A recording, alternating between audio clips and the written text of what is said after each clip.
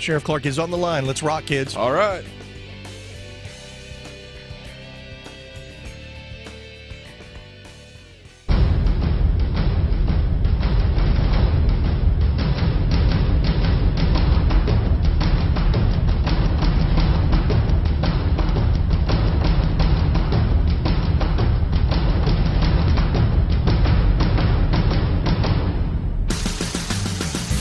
You're entering the marketplace of liberty.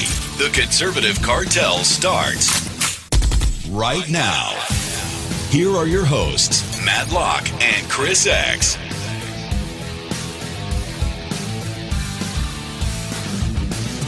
Well, welcome back to Hour 2 of the Conservative Cartel as we are blasted out all over this fantastic country on the USA Radio Network. Glad that you found us on your terrestrial radio dial. Want to give a heads up to you guys over there on the Conservative Cartel and the Liberty Eagle Facebook pages for watching that video.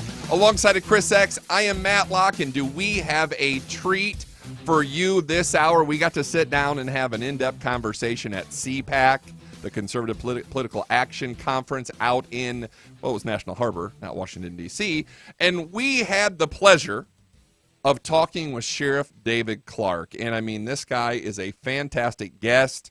He is now the senior advisor and spokesman for America First America First Action PAC. God, easy for me to say, the Political Action Committee. Sheriff Clarke, welcome to the Conservative Cartel. How are you, sir? Fantastic. Now that you built me up, I guess I got to perform, huh? Yeah, there's a bar that you've got to get to. But look, let's get right into it because not like we don't have anything to talk about. We've got an omnibus bill that we now have President Trump saying he may veto. Tell us your thoughts about this omnibus bill, good and bad. Yeah, I looked through some briefs on it yesterday. I mean, the thing is 2,200 pages long. Nobody knows what's inside this thing other than a lot of spending. I know previously these things were called porculus, not omnibus bills. And I'm hearing, this is how Washington works. I'm hearing people in D.C. say this is how the process works. Well, the process is broken, obviously. And, Congress has to appropriate these things. It puts the president in a bind, I think, because the president does have some priorities. And so they mix it up.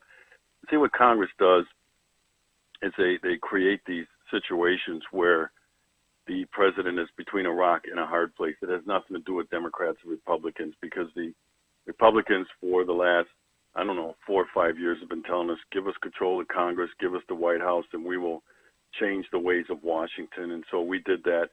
And now they're lamenting, well, we don't have 60 votes in the Senate to end the filibuster. All they have to do is get McConnell to change the rules. So, it's like the cat chasing a piece of yarn. As soon as you get close, you pull it away, and the cat can't figure out that the yarn's not going to stop moving. That's what the politicians, and I'm going to blame both parties here, that's what they do in Washington, D.C. as part of the games that they play. So, I don't want to tell the president, what he should or shouldn't do. I try to stay away from that sort of thing. I'll trust his judgment on it. But like I said, he's between a rock and a hard place. Because if he vetoes this thing, of course, the lying liberal media will say that he, vetoed the military spending. The troops can't get paid. They won't get their raise. Those political shenanigans that goes on that I think a lot of Americans who sent Republicans or gave them control of the Congress to put an end to. And it's why we sent Donald Trump to Washington, D.C. to fix this broken system. It can't be done overnight. I know that. That's a precarious position that the president is in. At the same time, I got to put this on Ryan and McConnell. Man, I couldn't agree more with you. I think you nailed it. We're talking with Sheriff David Clarke, Senior Advisor, Spokesman of the America First Action PAC. Sheriff Clarke, I agree with everything you just said. I want to talk a little bit about the gun incidences as we've seen here in recent weeks. We saw what happened down in Florida, and you've got all these leftists and they're using children as now pawns to try to prey upon everybody's sympathies to run gun control. We saw different incidents over in Maryland, somewhere we were just for CPAC, where something we talked about. What stops a bad guy with a gun is a good guy with a gun. We saw a perfect instance of that, and now we got the media that they really don't want to cover that or do any marches for that, do they? Of course they don't. They have an agenda as well, and their agenda is get the NRA, kill the NRA, kill gun supporters, kill gun owners, and their attempts to practice their Second Amendment right. First of all, I want to throw a prayer out to the young lady in the Maryland school district that I guess they're going to pull her from life support today. Sheriff Clarke, they imagine. actually already did. She is actually passed. Yeah. Jaylyn Willie was 16 years old and has passed this morning. Yeah, I just don't want to talk about this without expressing my sympathy for her and her family and her schoolmates. But anyway, you're right. The liberal media, again, is very agenda-driven. They've abandoned their responsibility to be the watchdog of government, and they have become the propaganda wing of liberal ideology in the Democrat Party. So that's what we're going to get when these incidents come up, where it's demonstrated time and time and time and time again that a gun in the hand of a law-abiding citizen is a great equalizer. It can limit the carnage. It happened very quickly. These things happen very quickly, and the sooner that a good guy with a gun can intervene, you can limit the carnage. That couldn't be done, or that wasn't done. I shouldn't say couldn't. That wasn't done in Florida, but that was done in the Maryland case. Well, and we've got Sheriff David Clarke on the Patriot Mobile Hotline. Sheriff Clarke, we're looking at this Omnibus Bill. We're bouncing back and forth here between guns, omnibus, and whatnot, but this kind of goes to the overarching thing. We're seeing a lot of anti-gun deals in this Omnibus Bill. I saw an article that was sitting here this morning where they're talking about, and they've tried this before, this Nix bill, but Second Amendment rights of more than 4 million Americans are at risk because, of course, they're 65 years of age or older, and they're financially incompetent. So now we've got this deal where we're trying to put a bureaucracy in place instead of we the people and overruling the Second Amendment. I mean, is that one of the, I would think that would be one of the bigger reasons that President Trump would not want to do this. Yeah, that's another one of the games that's played. It circumvents the Constitution, where they try to slip some of this stuff in that actually contracts the people's Second Amendment rights. We're always punished. When I say we, I'm talking about the anti-gun ninnies. But, I got to blame the GOP for going along with it as well. They shouldn't allow them to put that crap in there. They do control that. They don't have to allow every amendment to come in. And so that's why I'm not going to let the GOP get off scot-free here. But we end up punishing law-abiding citizens in these measures like this. There's no such thing as a concept of a universal background check. That's all nonsense. Look, if a bad guy is hell-bent on committing some sort of dastardly deed, he or she is going to find a way to do it. They're going to find some way to get their hands on firearms. And, we saw the case in Charleston, South Carolina, where the guy passed the background check, Dylan Roof, because the FBI dropped the ball and missed something in the background check that would have prohibited him from getting that firearm. You look at the guy who shot it and killed people at the Sikh temple in my hometown of Milwaukee, Wisconsin. He passed the background check. You look at the Pulse nightclub, same thing. He passed the background check. So, we got to stop falling for this nonsense. And what we really have to do, I talked a little bit about this yesterday in a piece I wrote. We got to start to stare down the anti-gun left and stop letting them use guilt. That was a horrible incident that happened in Parkland, Florida, as are all of these incidents. But for us to then all of a sudden become guilt-ridden and say, well, yeah, we got to do something. We need to do something. I always stop people when I hear them say we have to do something. I say, no, we have to do something meaningful. Sometimes the best thing to do after you've sifted through everything, you pull the layers back, you research it. Sometimes the best thing to do is nothing at all. But of course, that's not in the mindset of the left, who thinks that they can fix everything with a new law or new regulations or new added bureaucracy.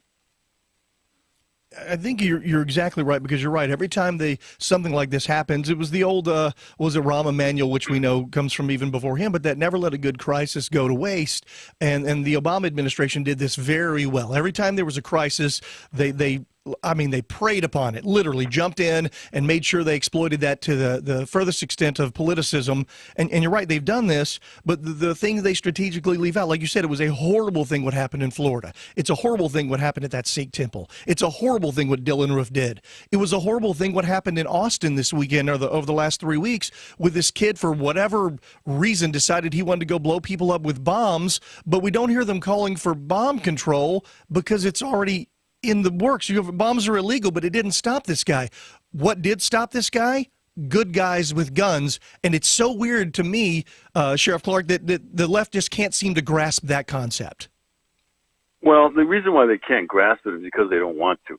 See, they're agenda-driven, and this is about demonizing the NRA. So to even talk logically to them is really wasting your breath, which is why at some point when they start with this stuff, you got to tell them, hey, look, just shut up. And sometimes we don't have the nerve to be able to want to do that, I should say.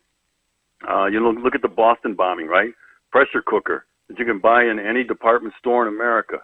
Nobody talked about banning that. I'll tell you another one. You guys know this stuff already.